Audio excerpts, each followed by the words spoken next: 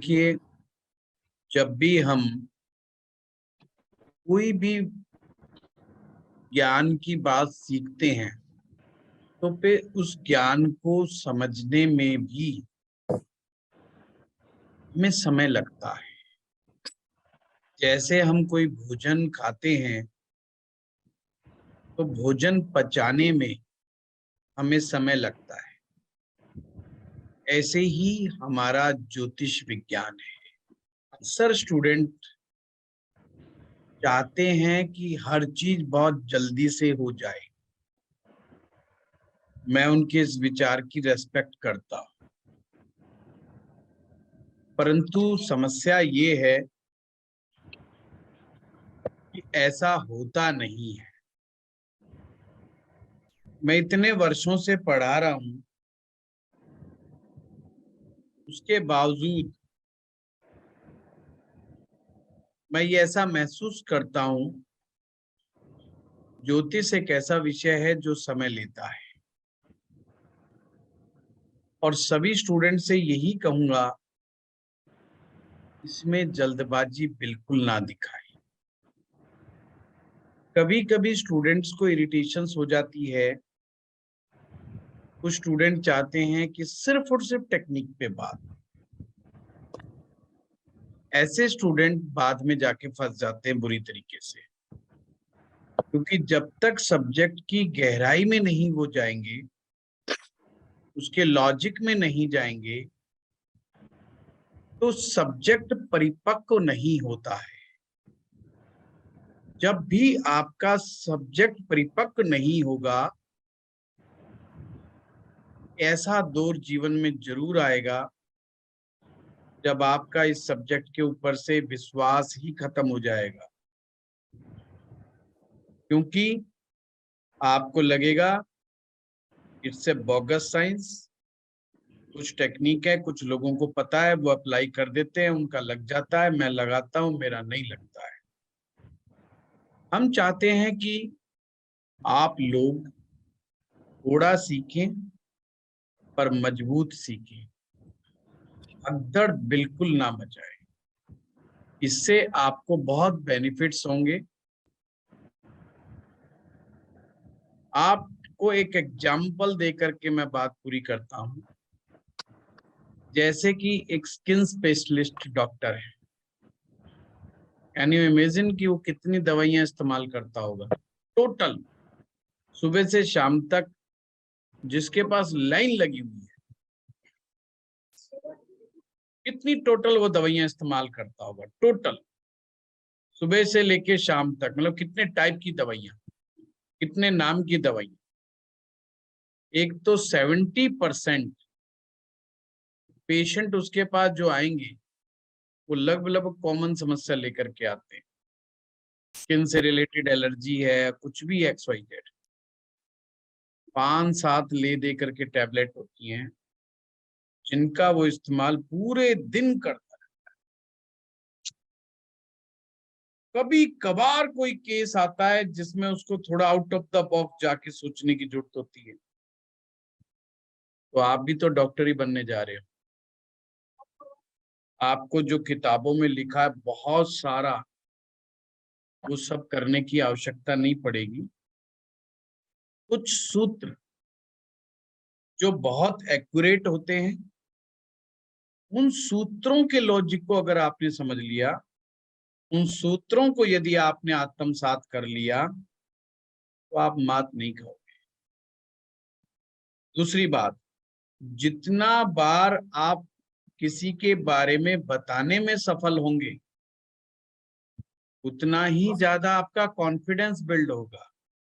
और जितना confidence build होगा, उतना ही आपका कन्विक्शन लेवल बढ़ जाएगा।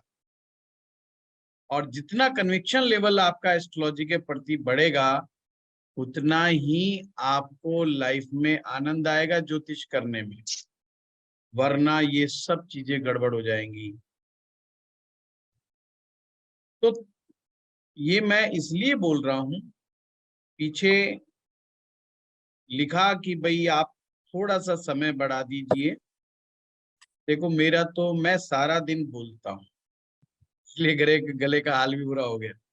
सुबह से लेके शाम तक consultation, back to back consultation, कुछ ना कुछ बोलते रहना बोलते रहना बोलते रहना मेरा होता रहता है। और ज्योतिष तो मेरा बहुत प्रिय सब्जेक्ट है। इस पे तो आप 3 घंटे भी बुलवाओगे तो कम है। समस्या ये, मैं तो बोल जाऊंगा पर आपके लिए समस्या खड़ी हो जाएगी। रसोईया तो खाना बना देगा, पर खाने वाला वो सारा समेट पाएगा कि नहीं पाएगा, वो बड़ी समस्या हो जाएगी। तो इसलिए शांति बना करके रखें और आनंद भरी इस यात्रा में आनंद के गोते लगाएं हमारे साथ। बुध ग्रह आप लोगों को समझ में आ गया कि बुध ग्रह कैसे देखते हैं, हाथ से बुध ग्रह कैसे देखते हैं। तो देखो, अब आज के बाद आपको बुध ग्रह की टेंशन नहीं होगी। आज इसी प्रकार से मैं मंगल ग्रह के विषय में आपको समझा देता हूं। कैसे देखें कि किसी आदमी का या महिला का मंगल बहुत स्ट्रांग है, हाउ टू चेक इट। कुंडली में तो मैं बताऊंगा ही बताऊंगा इस कोर्स में, ये मत समझना कि कुंडली में नहीं पता लगेगा। पर ये इस सब्जेक्ट को इंटरेस्टिंग बनाने के लिए और आपको थोड़ा एक्स्ट्रा ज्ञान देने के लिए इस तरह के टॉपिक आपके लिए मैं बीच बीच में बोलता रहता हूँ। कराना तो वही है कि मुझे, तो आपने क्या देखना है, अपने हाथ में देखना है जो ये अंगूठा है, ये अंगूठे से आगे देखिएगा, ये एक लाइन जा रही है जो ऐसे अर्क बना करके चल रही है। जो लोग जानते हैं, डेट से लाइफ लाइन, हमारी जीवन रेखा है। और ये जैसे हॉरिजेंटल है, देखिएगा बिल्कुल ऐसे जो जा रही है, ये यहाँ पे आपकी ये इंडेक्स फिंगर है, आपका ये अंगूठा है, इतना समझ में आ रहा है। इसके बीच में ये जो लाइन जहां से अर्क निकल रही है, जो नीचे की तरफ जा रही है पूरे अंगूठे को घेरते हुए, ये लाइफ लाइन है। और उसी पॉइंट से जो रेखा हॉरिजेंटली जा रही है, हथेली के एक तरफ ऐसे चलती जा रही है, ये आपकी दिमाग की रेखा है, ये आपकी मस्तिष्क रेखा है। मैं आपको स्क्रीन पे लेके चलता हूं, वहां से दिखाने की कोशिश करता हूं और भी क्लैरिटी आएगी।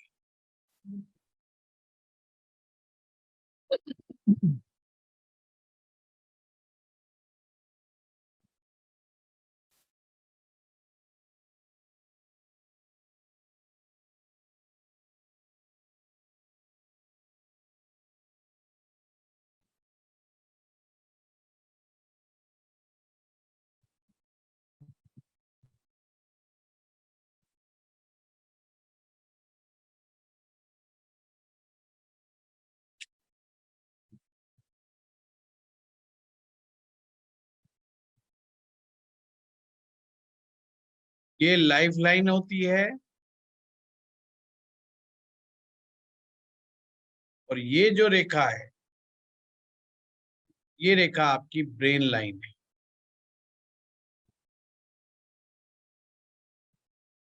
मस्तिष्क रेखा, दिमाग की रेखा भी आप इसे बोल सकते हैं। बस आपके मंगल ग्रह का रहस्य यहीं पर छिपा हुआ है। मंगल ग्रह को देखने का रहस्य यहीं पे छिपा हुआ है। अब आप सभी लोगों ने एक चीज नोट की होगी, सब अपने अपने हाथ देखिए। कुछ लोगों के हाथ में ये जीवन रेखा और मस्तिष्क रेखा दोनों की एक ही पॉइंट से निकल रही है और आपस में मिलकर के चल रही है कुछ दूर तक।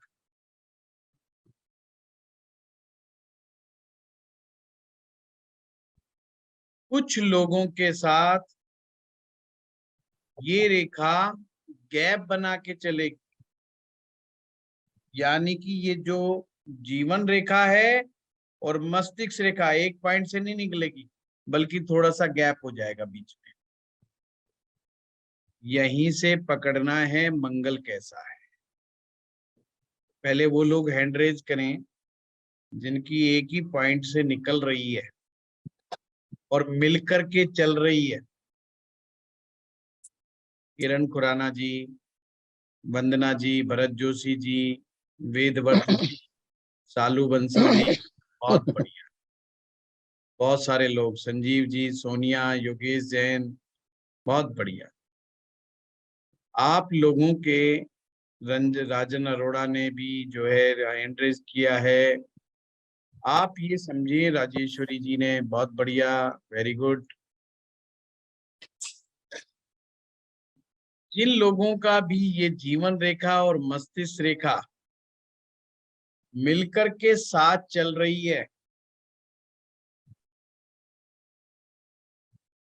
उनका मंगल या तो कमजोर है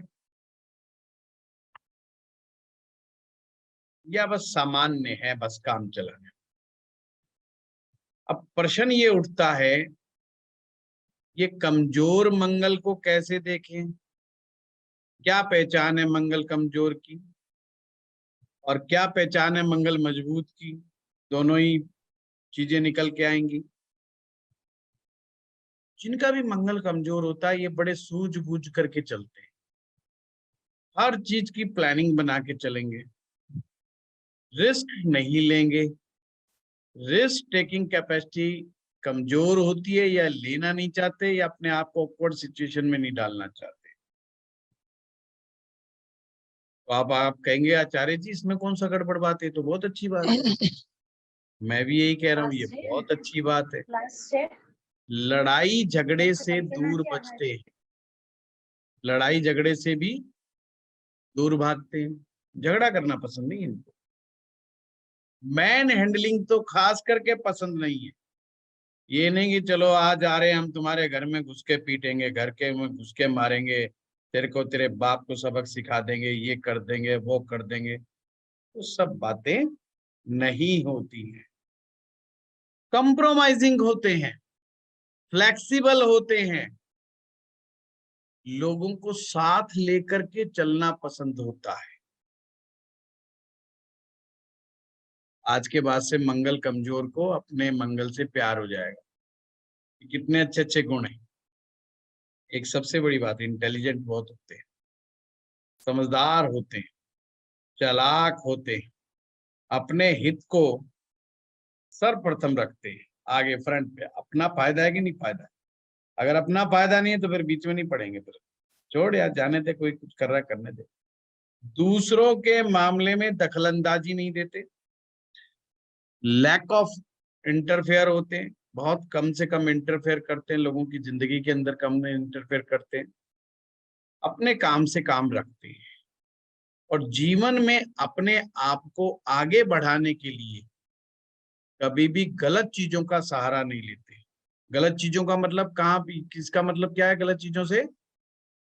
जो भी चीजें कानून के दायरे से बाहर हो, मतलब जिसको कानून गलत मानता हो, कानूनी रूप से जो चीजें गलत हो, जो काम कानूनी रूप से गलत हैं, ये उन काम को करके राजी नहीं, बिल्कुल भी, बिल्कुल नहीं। और अगर करेंगे तो बिल्कुल आटे में नमक जितना। कोई थोड़ी बहुत टैक्स की चोरी कर ली, दिमाग लगा करके चालाकी दिखाएंगे, चालाकी दिखाए बगैर नहीं मानते। वो जरूर करते रहते हैं, अपना हिसाब किताब लगाते रहते हैं, जहां से बचत कर लेंगे, पैसा बचा लेंगे, इस तरह की चीजें तो होती रहती है। जिन भी महिलाओं के हाथ में ये रेखा जुड़ करके चल रही है, उनके लिए बेटर है, क्योंकि मंगल ग्रह एक ऐसा ग्रह है जो बहुत एनर्जेटिक प्लेनेट माना जाता है, और लड़ाई झगड़ा और विवाद का ग्रह माना जाता है। और महिला में अगर लड़ाकू प्रवृत्ति अगर ज्यादा हो जाएगी तो समस्या बढ़ सकती है, तो परिवार अनबैलेंस हो सकता है, उनका डायरेक्ट इम्पैक्ट उनकी मैरिज लाइफ पे पड़ सकता है। तो ये एक बड़ी बात है।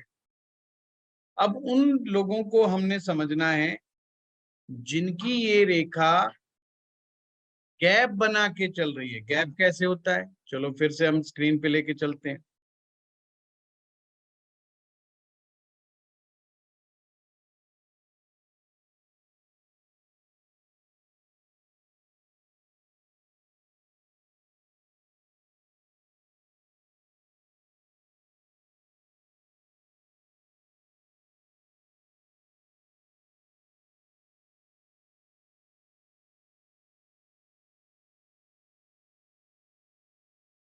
ये लाइफलाइन, ये ब्रेन लाइन।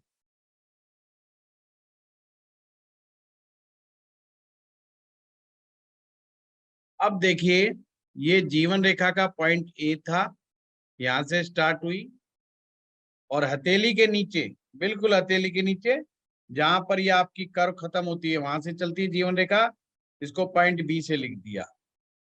और आपकी मस्तिष्क रेखा कहां से शुरू होती है?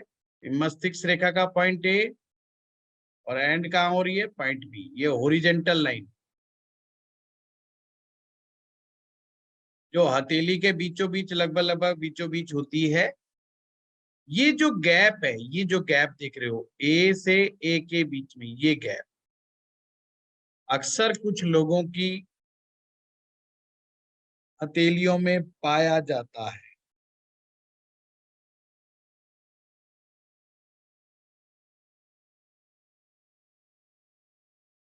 समझ में आ गया?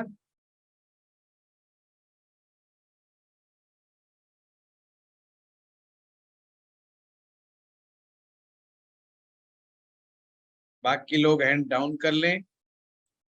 अगर किसी स्त्री या पुरुष के ये गैप बना हुआ है तो वो देखें, वो हैंड रेज करें। बहुत बढ़िया, वेरी गुड। ये सभी वो लोग हैं जिनका मंगल मजबूत है। आंख बंद करके कि साहब आपका मंगल तो स्ट्रांग है।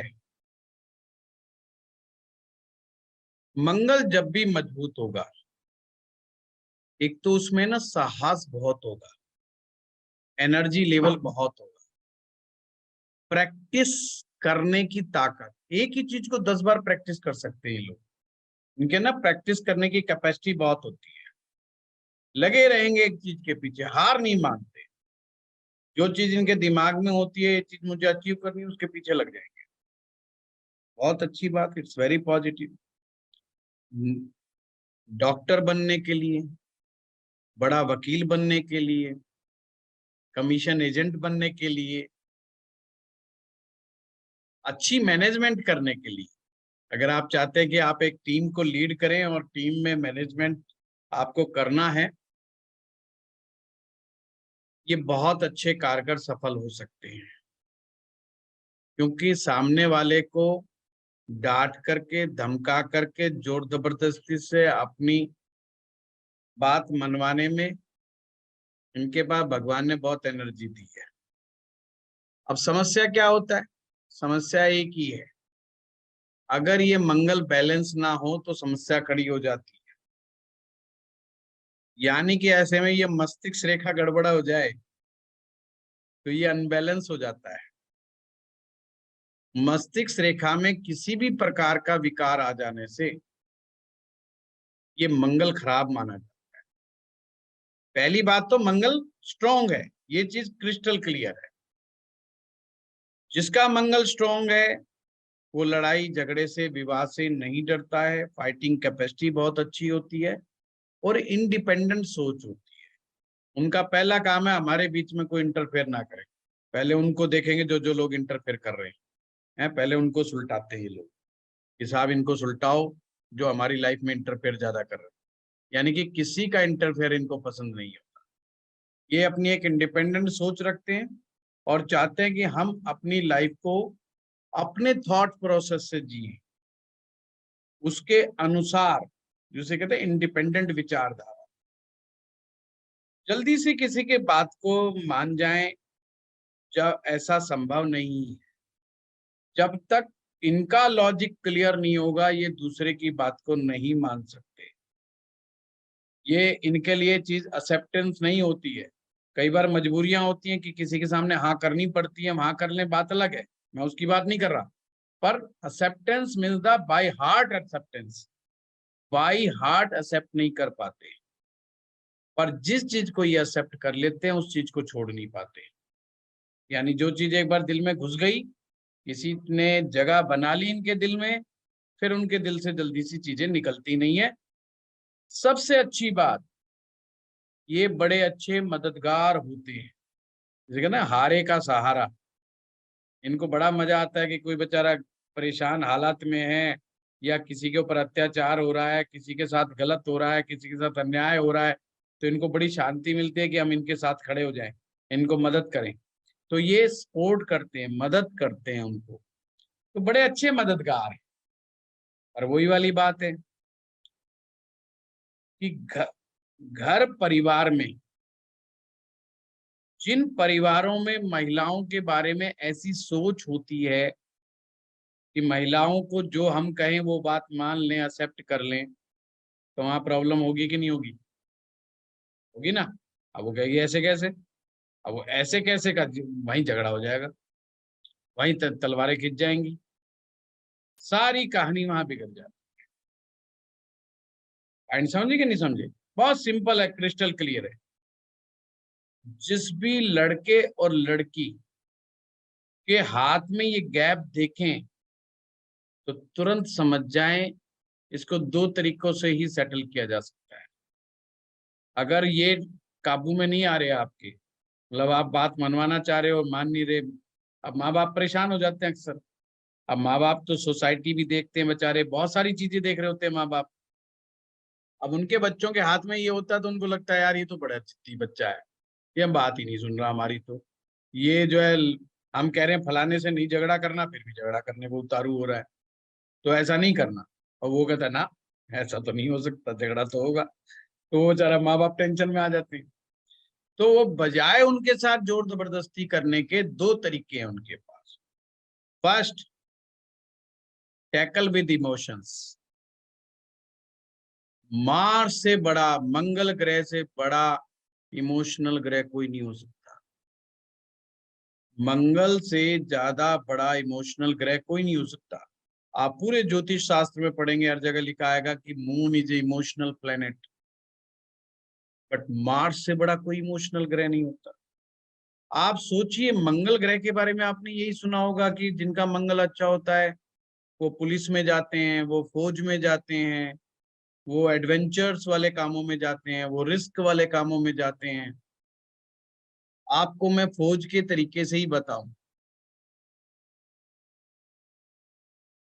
बिना इमोशंस के कोई अपनी जमीन के लिए कोई जान दे सकता है क्या? कोई अपने देश के लिए? पैट्रियटिज्म जो आता है वो मंगल ग्रह से आता है। मातृ भक्ति, माँ से प्यार, माँ से कनेक्शन। और जिनका मंगल स्ट्रांग होता है उनको अपनी माँ से बहुत प्यार होता है, ये ध्यान रखिएगा। इसलिए स्पेशल कनेक्शन विद मदर उनका एक आपको देखने को मिलेगा। और जिनका मंगल कमजोर होता है उनकी माँ से नहीं बनती है, माँ से वो टकरा जाते हैं। उनका स्पेशल इमोशंस जो होता है, तो इनको इमोशंस के साथ आप टैकल करेंगे तो बेटर होगा। And second thing is a logic. आप इनको लॉजिकल वे में समझाइए, लॉजिक दीजिए, प्लस और माइनस दोनों चीजें सामने रखिए, इनको एनालिसिस करने का मौका दीजिए। इमोशंस और लॉजिक अगर आपने दोनों चीज लगा दी, they are best friend, otherwise आपकी खैर नहीं।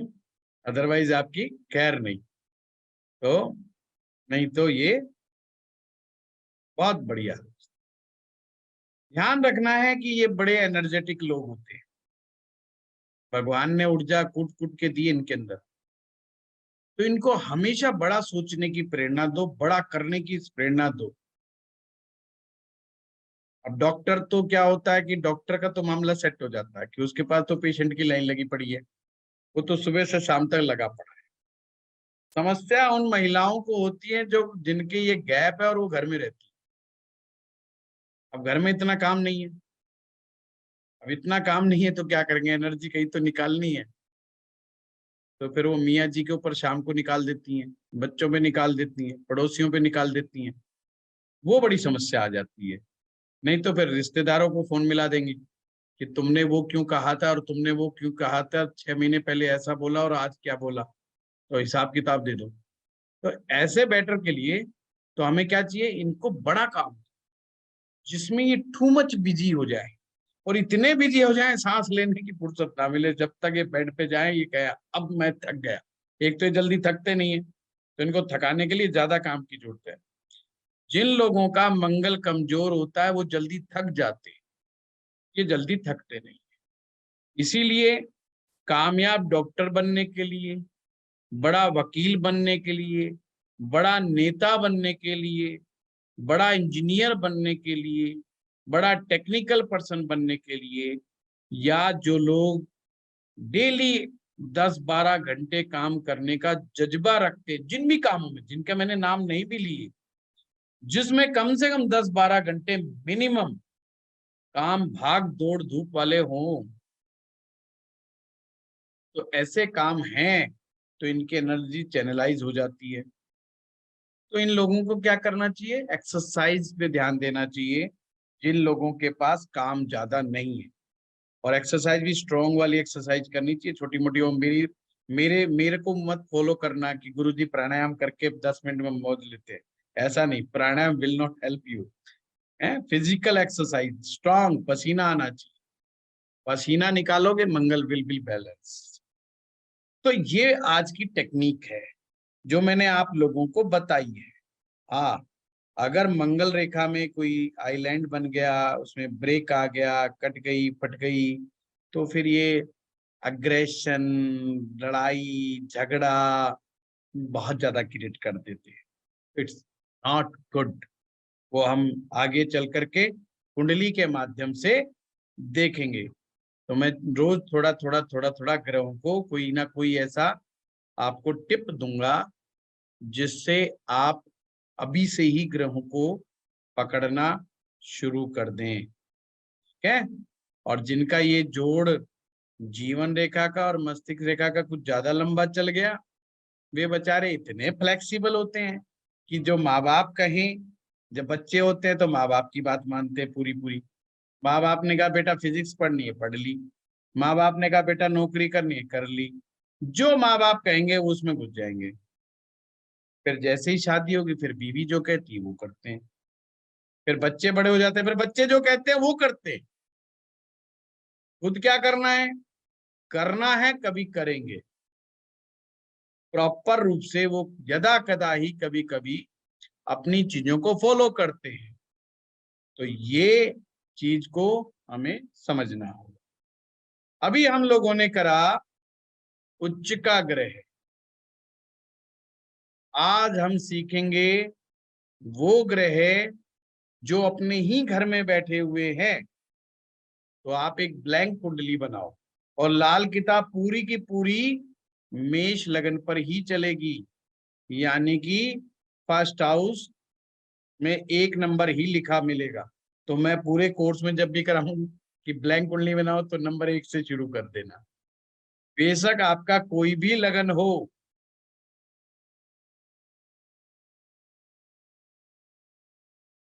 अब कुछ लोगों को मालूम है, पर जो नए हैं उनके लिए मैं बता दूं, तो ये सब कराना जरूरी है।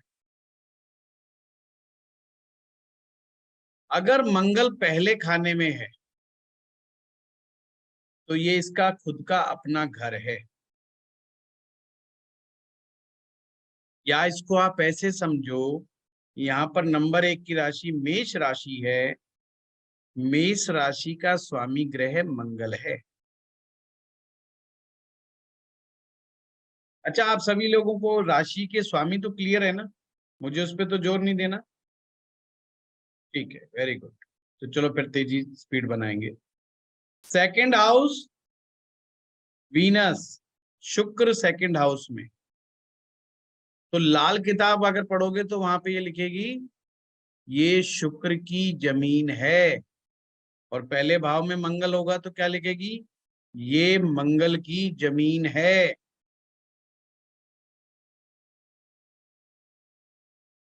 नंबर 3 मिथुन, बुध की जमीन, तीसरे भाव में बुध की जमीन, यानी बुध अपने ही घर में बैठा हुआ है।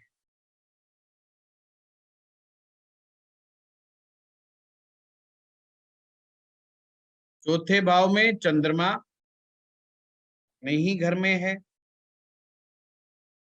पंचम भाव में सूर्य, छठे में बुध,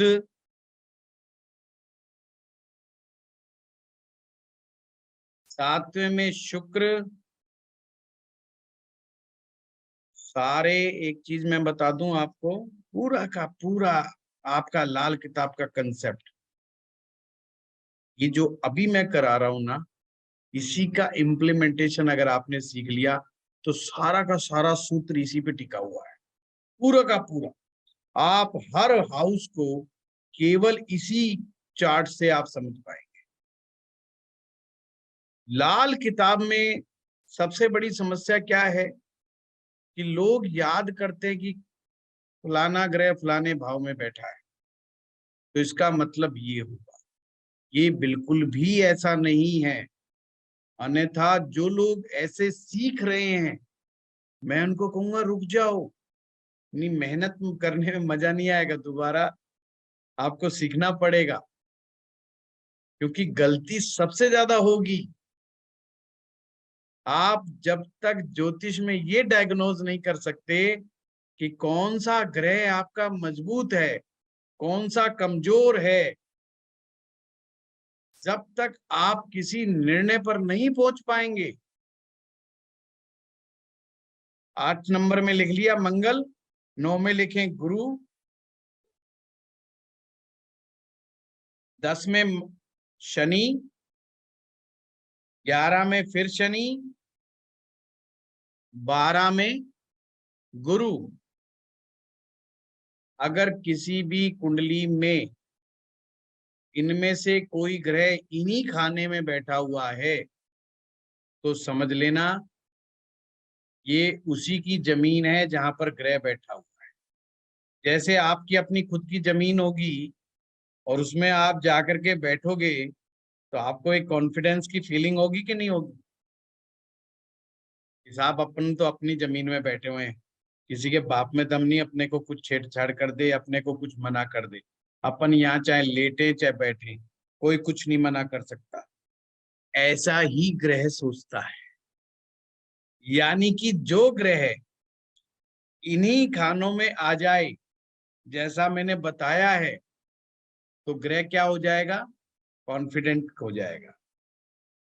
अब इसको ऐसे समझना है, दूसरे तरीके से, जैसे इंसान सोचते हैं। जब इंसान खुश होता है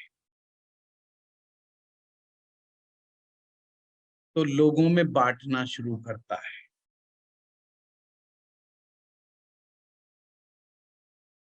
आप कब कब चीजें बांटते हैं? याद आता है कि मिठाई कब बांटी थी, दान कब किया था, लोगों को भोजन कब बांटा था? या तो आप खुशी जब के बड़े वक्त। खुश कि जन्मदिन मना रहे हैं बच्चे का, चलो भाई पड़ोसियों को भी केक पहुंचा दो, फलाना अच्छा नहीं भी अच्छा। आया कोई बात नहीं यार उसको भी दे दो, चलो उसको मिठाई दे दो।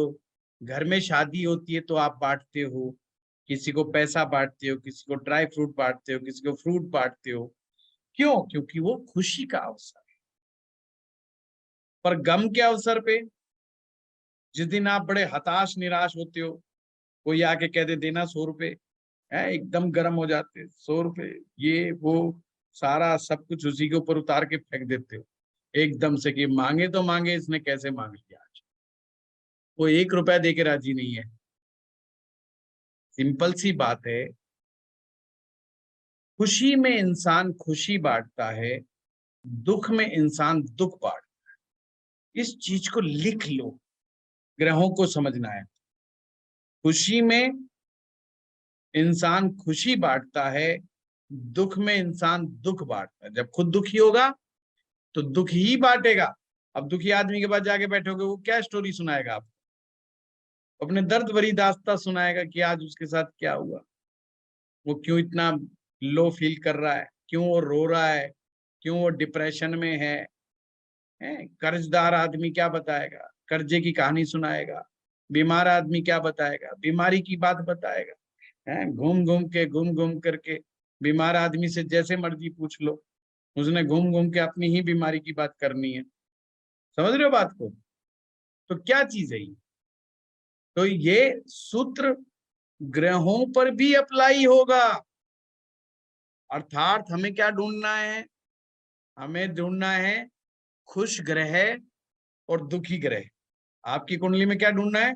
खुश ग्रह और दुखी ग्रह। ये बात गांठ बांध ली ना आप लोगों ने? आगे तक जितने मर्जी बड़े ज्योतिषी बन जाओ, भाई इसी सूत्र को याद रखना कि हम कुंडली में जब भी देख रहे हैं, हम ये ढूंढ रहे हैं इसमें से खुश ग्रह कौन सा है और दुखी ग्रह कौन सा है। अब समझो, खुश कौन होगा? जो ग्रह शक्तिशाली होगा वो खुश होगा। अगर आपके शरीर में ताकत है, आपका शरीर हेल्दी है, तो आप खुश होंगे कि नहीं खुश होंगे? अब वहीं पर शरीर अनहेल्दी हो जाए, शरीर में कमजोरी आ जाए, शरीर में एनर्जी लेवल वीक हो जाए, तो आप दुखी हो जाए। ऐसे ही हमारे ग्रह होते हैं। तो जो ग्रह ताकतवर होगा, हमेशा ध्यान रखना, जो ग्रह हमें ताकतवर, जो ग्रह हमारी कुंडली में सबसे ज्यादा ताकतवर है, वो ग्रह आपको ज्यादा देगा, कम मेहनत के साथ देगा, एक्स्ट्रा देगा। हम्म? जैसे कई बार देखा ना आपके ब्याह शादियों में, कई बार किन्नर आते हैं, वो कहते हैं आप बड़े बॉस हो, आप लाला जी हो, आप सेठ जी हो, आप ऐसा करो मुझे 21,000 दे दो, 51,000 दे दो। फिर आप कहते हो यार मैं तो नहीं दूंगा। फिर वो कहता है नहीं नहीं दे दो, खुशी का मौका है। जैसे वो खुशी की बात करने लगते हैं, आप फिर कहते हो अरे यार चलो दे दो यार, तो खुशी का मौका है, कोई बात नहीं, थोड़ा फालतू भी गया कोई बात। आप अपने बजट से ज्यादा दे देते हैं उनको। देते हैं कि नहीं देते? जब भी खुशी का मौका होता है, कई बार इंसान अपने बजट से ज्यादा दे देता है। कंजूस आदमी भी कभी कभी 10-20 रुपए दान कर देता है खुशी के टाइम पर। तो ये हर इंसान की साइकोलॉजी है। इसीलिए आप लाल किताब में अपनी कुंडली में, चाहे मेन कुंडली हो या वर्चुअल कुंडली हो, अल्टीमेटली एक ही चीज ढूंढनी है कि खुश ग्रह कौन सा। और खुश ग्रह का मतलब शक्तिशाली ग्रह कौन सा है। जो शक्तिशाली ग्रह होगा वो आपको देगा, और जो ग्रह अपनी एनर्जी लूज कर जाएगा, जो ग्रह कमजोरी को प्राप्त कर जाएगा, वो ही मानसिक कष्ट देगा, वही शारीरिक कष्ट देगा, वही धन के कष्ट देगा, वही सभी परेशानियां देगा। इसीलिए ये जो कुंडली मैंने बताई है बड़ी इंपॉर्टेंट है। और जो लोग सीखे हुए हैं उनको लगता है यार ये तो हमने पढ़ी हुई है, तो बड़ी याद पड़ी, हमें तो पता है शुक्र 7वें भाव में स्वग्रही होता है। पर ये स्वग्रही वैदिक ज्योतिष के नियम से बोल देते हैं, लाल किताब में अपन बोलते हैं अरे अपने खाने में बैठा हुआ है, स्वग्रही है, बहुत बढ़िया है, अपनी ही राशि का बैठा हुआ है, अपने घर में बैठा हुआ है। कह देते हैं कि नहीं कह देते? पर हमने लाल किताब में क्या ढूंढना है कि यह कमजोर है कि ताकतवर है, कमजोर है या ताकतवर है। इस कंसेप्ट को आगे तक ध्यान में रखना है। आगे आगे आपका जैसे जैसे कोर्स बढ़ेगा, आपको यही बताया जाएगा कि ये देखते कैसे हैं। कई बार ग्रह अपने ही घर में बैठ करके अपनी शक्ति खो बैठता है। कई बार ग्रह अपनी ही घर में बैठ करके शक्ति खो बैठता है। और वही आपने इस कोर्स में सीखनी है, ये कैसे खो बैठता है। अगर वो चीज पकड़ में आ गई तो फिर आप एग्जैक्ट पकड़ना शुरू कर दो, फिर आपको दिक्कत नहीं आएगी। अब दुखी ग्रहों की बात करते हैं जो अल्टीमेटली दुखी है। कैसे दुखी? पहले खाने में, फिर एक कुंडली बना लो, खाना नंबर पहले में, फर्स्ट हाउस में अगर लगन में शनि बैठा है, चौथे खाने में मंगल बैठा है फोर्थ हाउस में, नंबर 6 में शुक्र बैठा है,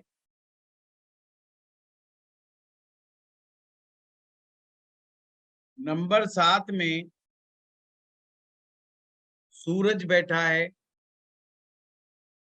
नंबर 8 में चंद्र बैठा है,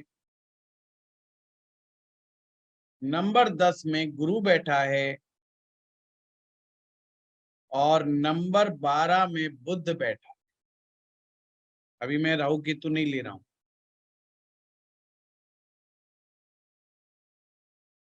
पहले में शनि, चौथे में मंगल, छठे में शुक्र, सातवें में सूरज, आठवें में चंद्रमा, 10वें में गुरु, 12वें में बुध। 7 ग्रह हो गए। नहीं हुआ, कोई रह गया हो तो बताओ।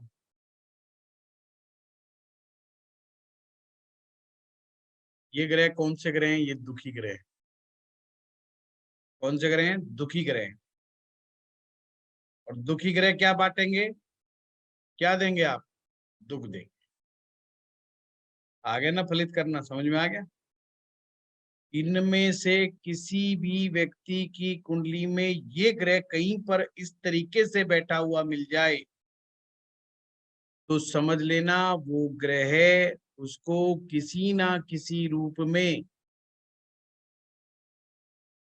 दुख पहुंचाएगा ही पहुंचाएगा, कष्ट देगा ही देगा।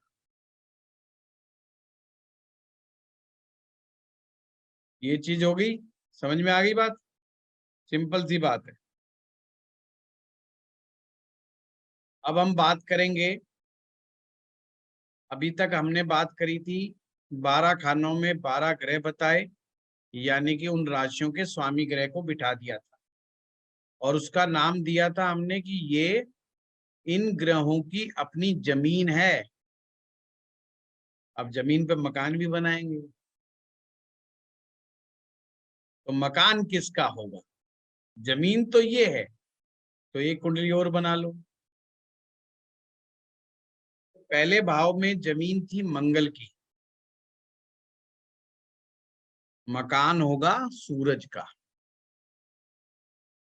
देखो, जमीन मंगल की, मकान सूरज का, यानी कि पहले भाव के दो मालिक हो गए एक प्रकार से। एक मंगल हो गया और एक सूरज हो गया। अब ये घर बन गया, घर बन के तैयार। आपका एक प्लॉट था, प्लॉट के ऊपर आपने मकान बना दिया और प्लॉट का मालिक था मंगल, और उस पे जो घर बना दिया उस घर का मालिक बन गया सूरज। अब इस घर पे किराए पे देना है तो किसकी परमिशन लेनी पड़ेगी? सिंपल सा कंसेप्ट, देखो कितना आसान है लाल किताब। अगर आप किसी को किराएदार पे रखना है, किराए पे ये मकान देना है, तो हमें किससे बात करनी होगी? सूरज से। सूरज से। और मंगल का बेचारा कहाँ जाएगा? मंगल से। मकान तो जमीन मालिक है। हाँ, वो भी मालिक है ना, जमीन का भी तो हकदार है, वो भी हकदार। तो एक तरह से हमें भूलना नहीं है कि यहाँ पर दोनों प्लैनेट्स, दोनों से बात करेंगे, सूरज भी और मंगल भी, इनकी परमिशन से। अब क्या होता है लाल किताब में ना, ज्योतिष करना बहुत आसान है। कैसे आसान है? कि जो भी ग्रह दोनों का दुश्मन है, जो भी ग्रह दोनों का दुश्मन है, अगर वो उस घर में घुसने की कोशिश करेगा तो क्या करेंगे दोनों मिलकर के? क्या करेंगे? दोनों उससे झगड़ा करेंगे। सूरज भी करेगा और मंगल भी करेगा। करेगा कि नहीं करेगा? भाई तू हमारे घर में क्यों घुस रहा है? अब मान लो शनि के साथ यही हालात, वो भी मैं कराऊंगा। जस्ट एक एग्जांपल बता रहा हूँ, ये जमीन का कंसेप्ट और मकान का कंसेप्ट मैं क्यों बता रहा हूँ। ये जब सूरज और मंगल दोनों मिलकर के फाइट करते हैं मान लो शनि ग्रह यहाँ पर घुसता है, तो शनि क्या है कि इसकी सूर्य देव से भी नहीं बनती और इसकी शनि मंगल से भी नहीं बनती। शनि की दुश्मनी सूरज से भी है, शनि की दुश्मनी मंगल से भी है। अब दोनों क्या हो गए, अपोजिट पार्टी, और शनि जी महाराज घुस रहे हैं। अब घुस तो गए हैं, अब दोनों मिलकर के क्या हाल करने वाले हैं शनि का, शनि को पीटेंगे। ज्योतिष को समझना हो तो आम आदमियों की भाषा में समझो, जैसे अपन बात, तो दोनों मिलेंगे पीटेंगे। मंगल भी फाइटर है, सूर्य राजा है, कहते पीटो भाई, इसको अपने घर में घुसाया है। अब बेचारा शनि कैसा फील करेगा, शनि बहुत शक्तिशाली ग्रह है, ये ध्यान रखना, बहुत शक्ति। अब ये खुशी महसूस करेगा कि दुख महसूस करेगा कि कहाँ घुस गया मैं। जस्ट एक एग्जाम्पल दिया, तो दुख महसूस करेगा। और दुखी ग्रह क्या होगा, दुखी ग्रह हमें कष्ट देगा। तो पहला खाना जिस चीज का भी होगा उससे रिलेटेड कष्ट मिलेंगे। तो आपने लिखा मकान जो है यहाँ पहले भाव में सूरज का है, अब दूसरे भाव में गुरु का लिखेंगे, दूसरे भाव में गुरु का। वहां जमीन शुक्र की थी, मकान गुरु का है। तीसरे भाव में मकान मंगल का रहेगा। चौथे भाव में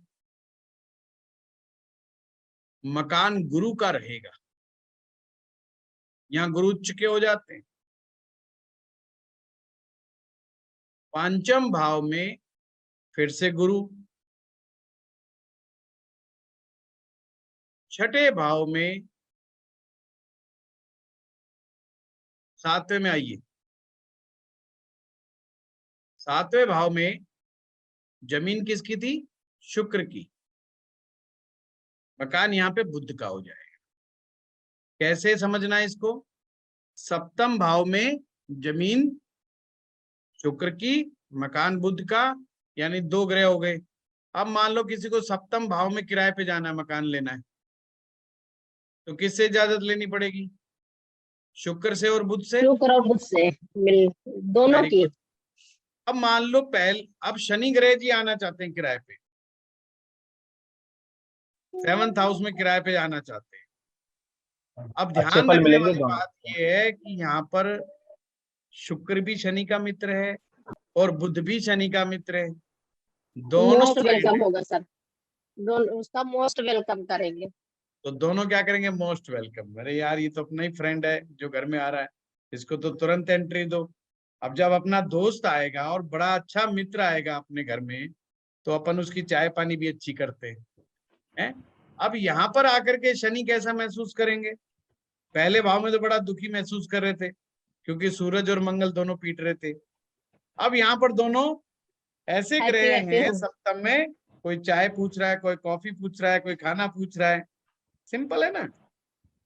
तो यहाँ ये क्या करेगा शनि, शनि विल खुशी बांटेगा, एंजॉय, और शनि एंजॉय बहुत करेगा। प्रसन्न हो जाएगा, शनि बहुत खुश हो जाएगा। और जो बहुत खुश है इसका मतलब शक्तिशाली, वो ताकतवर है। इसीलिए सप्तम भाव में शनि बहुत शक्तिशाली होते हैं, किसी चीज की कोई कमी नहीं छोड़ते, इतना सिंपल है। अष्टम भाव शनि, मंगल की जमीन थी, मकान शनि का। नवम भाव, यहाँ जमीन भी बृहस्पति की है और मकान भी बृहस्पति का है।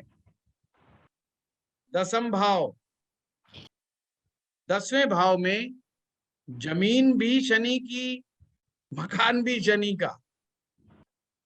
11वां भाव, जमीन शनि की, मकान गुरु का। 12वें भाव में चीजें बदल जाती है, यहाँ जमीन गुरु की है तो मकान राहु का हो जाता है, वो हम बाद में बात करेंगे। इनका मतलब क्या हुआ, इनका मतलब सिंपल है कि दो ग्रह हैं जिनसे पूछ करके ही कोई ग्रह एंट्री होता है। अगर वो जबरदस्ती एंट्री हो गई तो उसको मिलके पीटेंगे। अब क्या होता है, जैसे नवम भाव का एग्जाम्पल लेते हैं हम। नौवें भाव में क्या था, जमीन भी गुरु की थी, मकान भी गुरु का था। तो अब यहाँ पे अगर किसी को एंट्री लेनी है तो कितने ग्रहों से पूछना होगा? सिर्फ गुरु से, ओनली गुरु गुरु से, अपनी मर्जी सिर्फ से गुरु देगा। से। अब गुरु जिसको भी मित्र समझता है, समझने वाली बात है, गुरु जिसको मित्र समझेगा उसका वो वेलकम करेगा, उसका क्या करेगा, वेलकम करेगा। और जिसको शत्रु समझता है उसको डेंट लग जाएगा।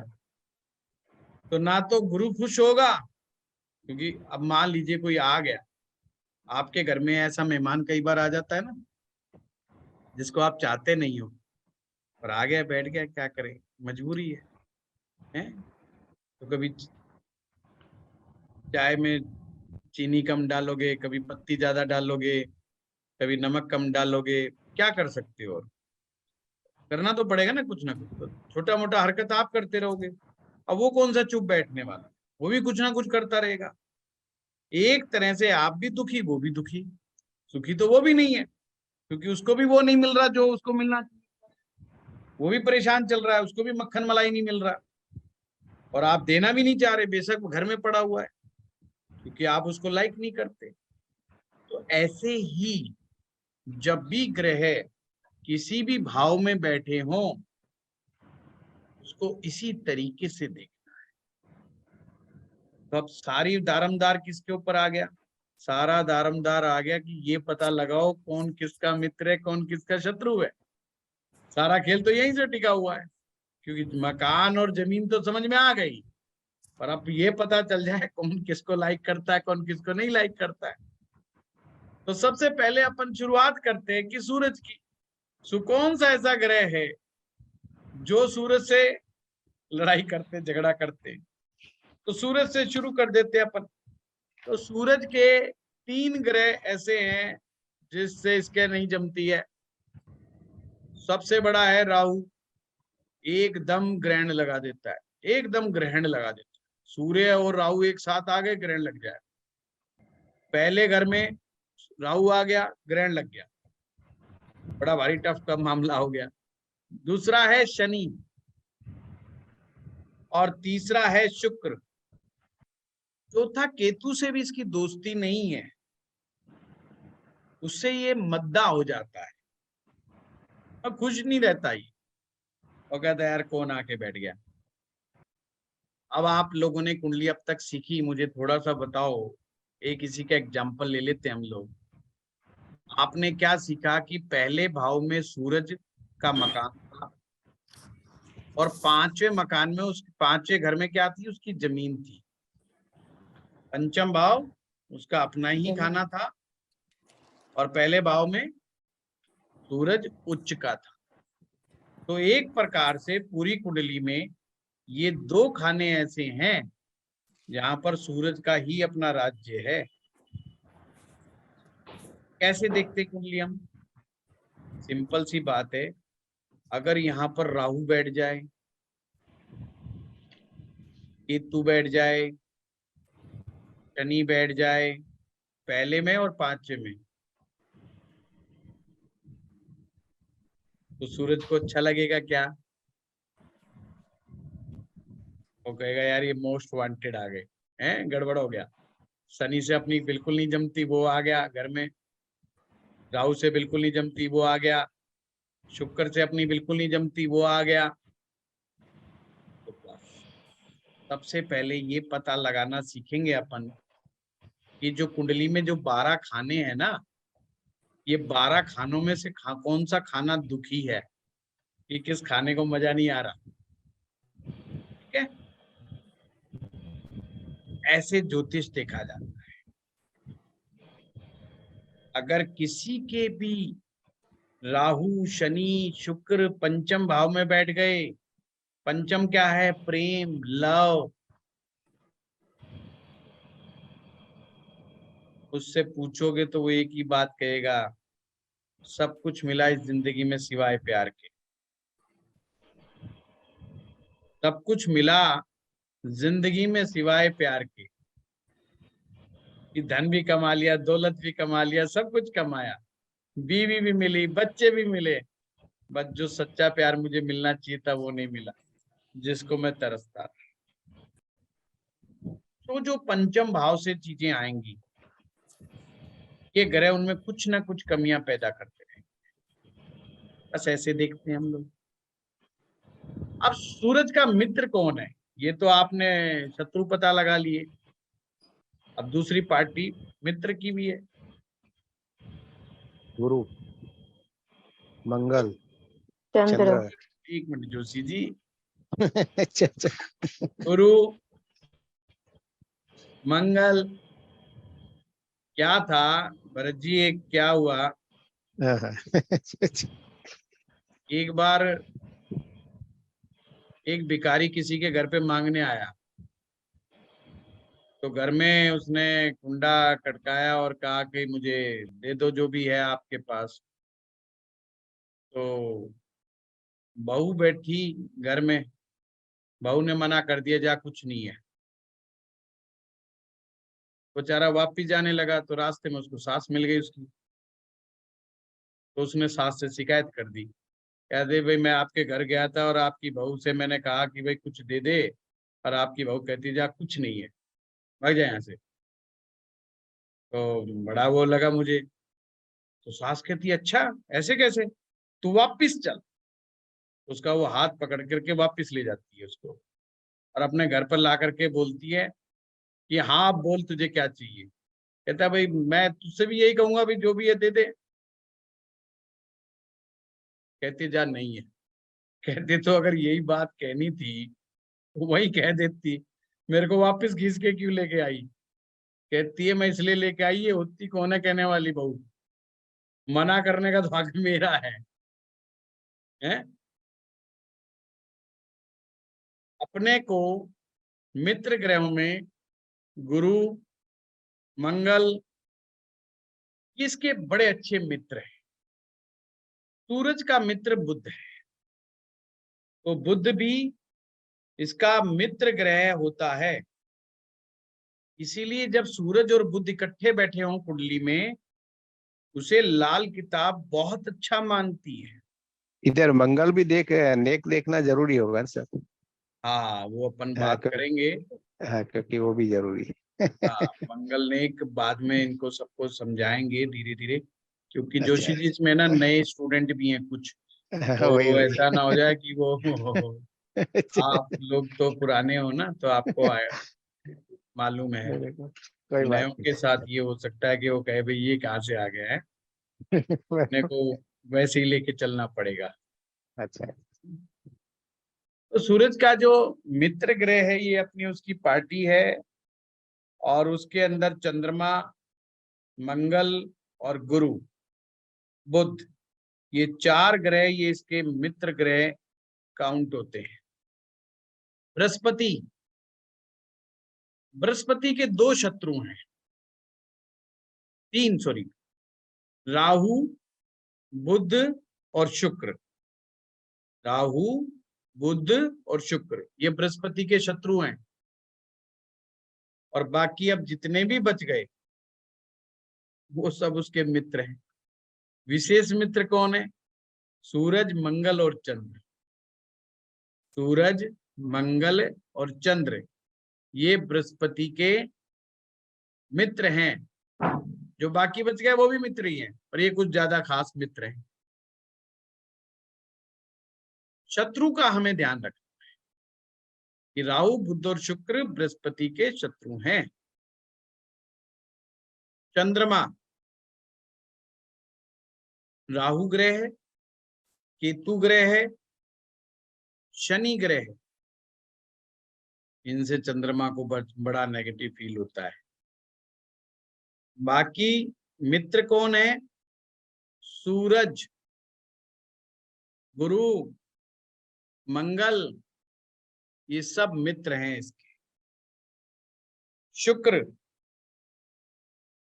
शुक्र के भी तीन ग्रह जो है शत्रु, राहु, चंद्र,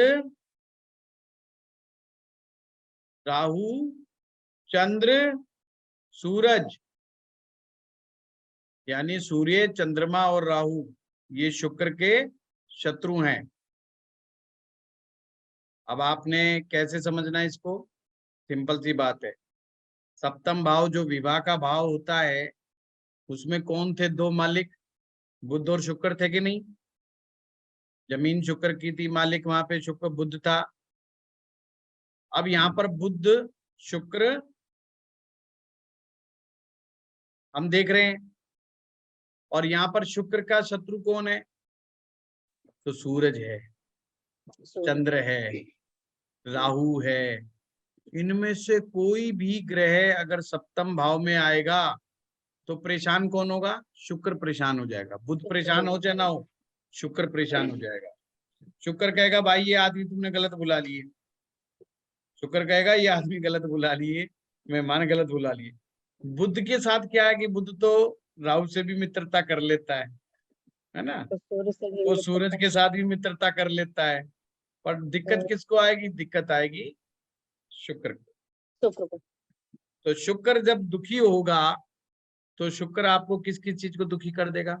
आपका मन खुश नहीं रहेगा, आपके रिलेशनशिप में दिक्कतें आएंगी, आपको कई प्रकार के मैरिज लाइफ से रिलेटेड इश्यूज क्रिएट होंगे, शुक्र से रिलेटेड बीमारियां आने लग जाएंगी। शुक्र अपनी तकलीफें देने शुरू कर देता है, और शुक्र की सबसे बड़ी तकलीफ तो ये है कि मन खुश नहीं, सुबह से शाम तक लगा रहेगा, एंजॉय नहीं करेगा लाइफ। ये बहुत बड़ी तकलीफ है। इसलिए मित्र शत्रु को समझना बहुत जरूरी है, इसलिए ये चीज समझाई जाती है। ये चीज समझने के बाद, जो कि बहुत आसान है, इसमें कोई रॉकेट साइंस नहीं है, आप कुंडली देखने में काफी हद तक सक्षम हो जाएंगे। अच्छा, अक्सर स्टूडेंट पुरानी क्लास में भी कहते हैं कि प्रेडिक्शंस करनी सिखाओ। मैं कह रहा हूँ ये जो हम सिखा रहे हैं ये क्या सिखा रहे हैं? ये प्रेडिक्शन करनी तो सिखा रहे हैं। ये जो क्लास में आपको सूत्र बताए जा रहे हैं ये फलादेश करना ही तो सिखा रहे हैं। अब तो आपने इम्प्लीमेंट करके देखना है कि कैसे लगता कैसे नहीं लगता। सिर्फ आपने इतना बार देखना है। मंगल के बारे में, मंगल के दो शत्रु हैं, बुध और हमने केतु। अभी देखा ना चंद्र के मित्र शत्रु हैं, पिछला भी आपने बताया चंद्र के मित्र शुक्र है। चंद्रमा के मैंने बताए शुक्र। 3, राहु, केतु और शनि, ये शत्रु हैं। हाँ जी।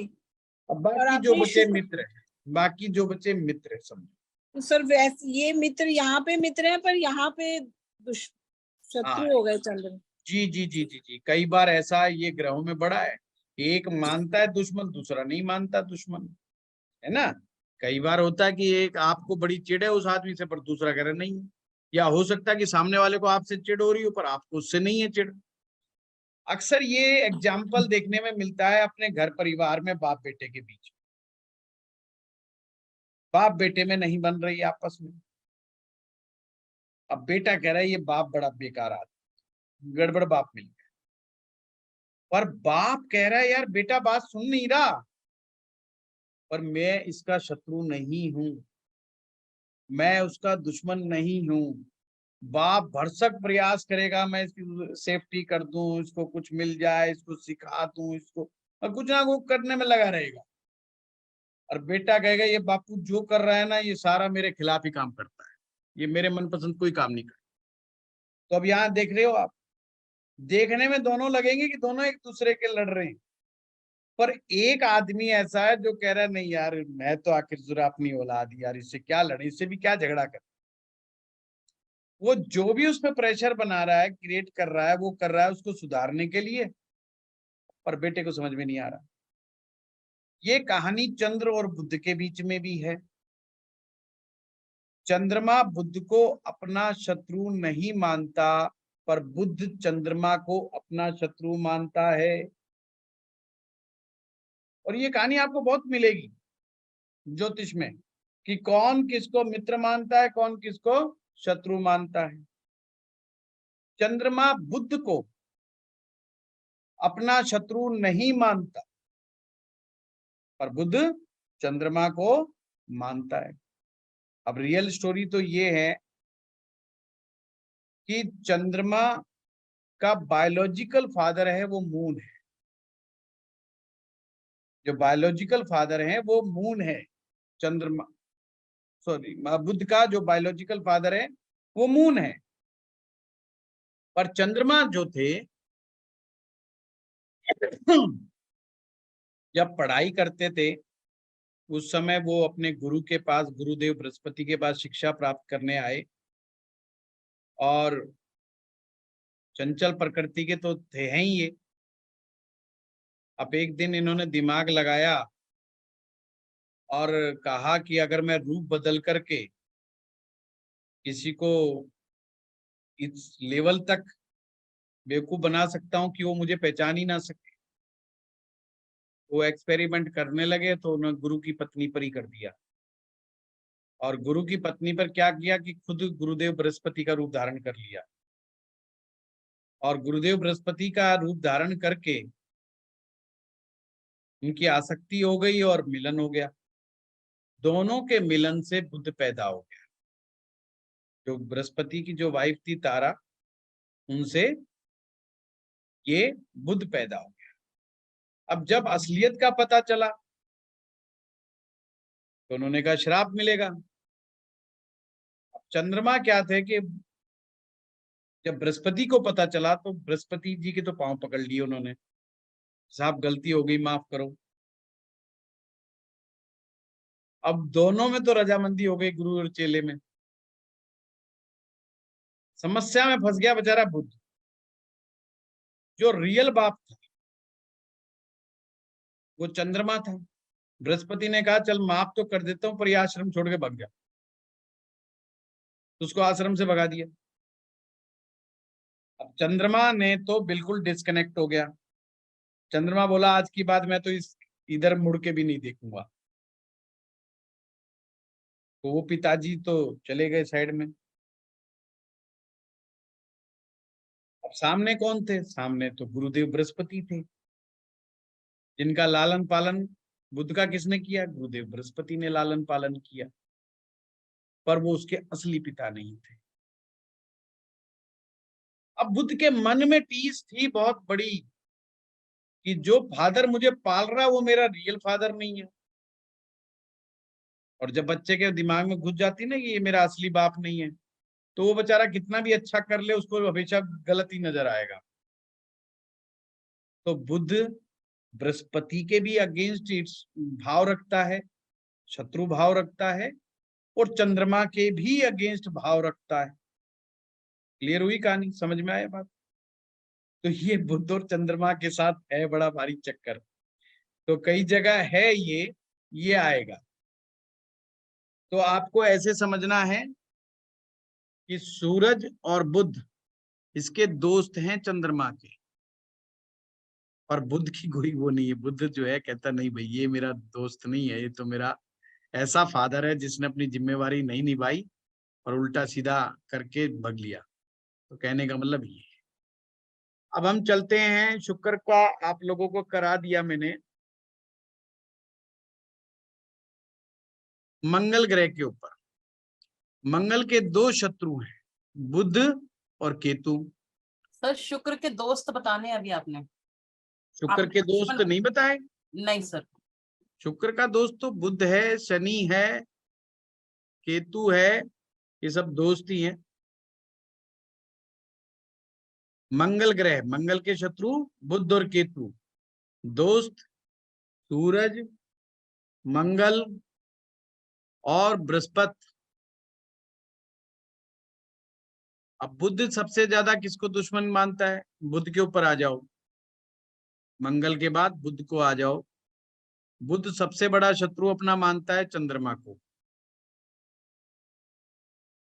ये एक ऐसा पिता है जिसने बिल्कुल रेस्पॉन्सिबिलिटी नहीं निभाई। सर मार्स के आपने बताए थे बुध और केतु सिर्फ क्या? हाँ, बुध और केतु शत्रु हैं जी नीरज जी। और राहु नहीं है? मित्र हैं सूरज, चंद्र, बृहस्पति। और वीनस का जुपिटर के साथ क्या रिलेशन है सर? भी आ रहे हैं हम। शुक्र का बृहस्पति के साथ सम है।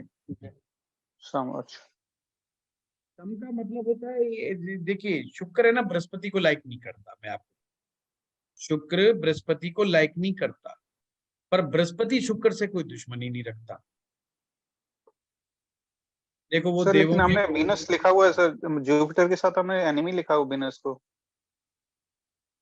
इसके साथ बृहस्पति के साथ शुक्र को हमने एनिमी में लिखा हुआ है। हाँ हाँ, बृहस्पति शुक्र को बांध, सॉरी हाँ उल्टा हो गया, बृहस्पति शुक्र को बांधता है, शुक्र बृहस्पति को नहीं मानता। बुध का लिख लिया आप लोगों ने? मित्र शत्रु लिख लिया? चंद्रमा? चंद्रमा लिखा है सर। मंगल के साथ राहु नहीं आएगा ना शत्रु में? इसमें मंगल के साथ राहु की शत्रुता नहीं है। नहीं नहीं, वो युति में हम वो अलग एंगल से देखते हैं, राहु का यहाँ पे नहीं देखते हैं। ठीक। सूरज शुक्र और राहु, सूरज शुक्र और राहु ये बुध के मित्र हैं।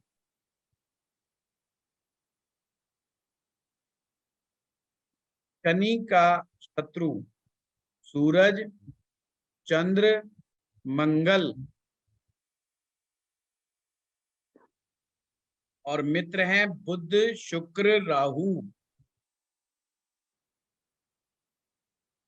राहु के शत्रु सूरज, शुक्र, मंगल और शत्रु हो जाएंगे बुध, शनि और केतु। सर फ्रेंड होंगे? सॉरी फ्रेंड गलती। मित्र अरे एक बार लिखो, repeat राहु करना। के, दोबारा बोल रहा हूँ, राहु के मित्र लिखो, सॉरी राहु के मित्र लिखो सारे के सारे बुध, शनि, केतु। शत्रु लिखो सूरज, शुक्र, मंगल। केतु के शत्रु चंद्र और मंगल। राहु के शत्रु में सूर्य, शुक्र और गुरु होंगे ना सर? नहीं जी तब नहीं, होगा मंगल। नहीं जी, राहु के शत्रु है सूरज, शुक्र, मंगल। सर मंगल शत्रु में आएगा कि सम में आएगा? तो ये राहु इसमें आ जाएगा, शत्रु में आ जाएगा। अच्छा ठीक। आप अभी सम विषम के चक्कर में ना पड़ो, मैं आपको आराम से समझाता हूं, बड़े आराम से ना, नहीं तो घूम जाओगे। केतु के बारे में लिखो चंद्र मंगल दुश्मन है इसके, और शुक्र राहु इसके मित्र हैं। ठीक है, ये आज के लिए इतना ही, फिर कल आपसे मिलते हैं, कल आपसे बात करेंगे। ठीक है, धन्यवाद। और आप लोगों को कैसा लग रहा है क्लास के बारे में? आपका जो व्हाट्सएप ग्रुप बना हुआ है उस पे जरूर डेली लिखा करें हर क्लास के बाद कि कैसा आपको फील हो रहा है, क्या आपने सीखा, क्या नया सीखा, ये जरूर आप लिखा करें। है ना, थैंक यू। इससे हमें, आप नई क्लास है तो फीडबैक मिलता रहता है हमें। ठीक है सर, नमस्कार। Thank you.